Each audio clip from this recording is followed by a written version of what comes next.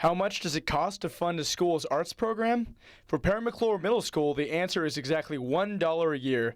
That's because Susan Hogan signed a contract for that amount with the school to keep the struggling art and drama program afloat. And I said, okay, I'll work for $1. I'll sign a contract for $1. Please let me continue our drama program.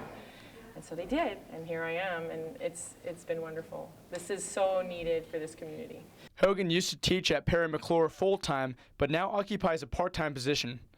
She is the owner of Blue Dog Art Cafe in Buena Vista and runs after-school art sessions here for local students.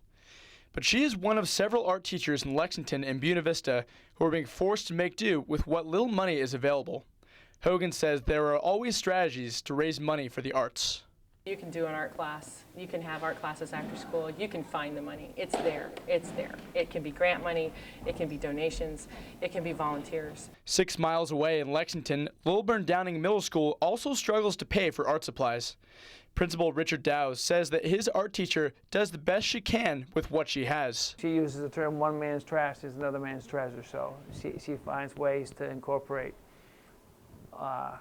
phenomenal stuff in her art program. Principals like Dowd are in a tough spot. The state mandates funding for core classes like math and reading, but the arts are not included in those requirements. I can't cut a math or English teacher because we have to have that. The only other things would be things like the arts and music. And would that have a devastating effect on our curriculum? Yes, it will. For Dowd, cutting art programs is not an option. I think the arts are as important as your core classes to kind of develop that whole child. State mandates always take priority over discretionary programs like the arts. So when money is tight, local officials feel the squeeze. The rules of the game are written by the state of Virginia. They're written in Richmond by the legislators and the Board of Education. And whether we like them or not, we've got to follow through and implement whatever they tell us, because it's their ball game.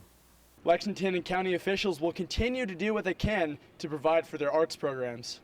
For now, Buena Vista officials, parents, and kids will need to depend on people like Susan Hogan to preserve artistic opportunities for local kids. You can't take the arts away. It's part of our life. It's part of our culture. And when you take that away, what do you have? For the Rockbridge Report, I'm Michael Freeman.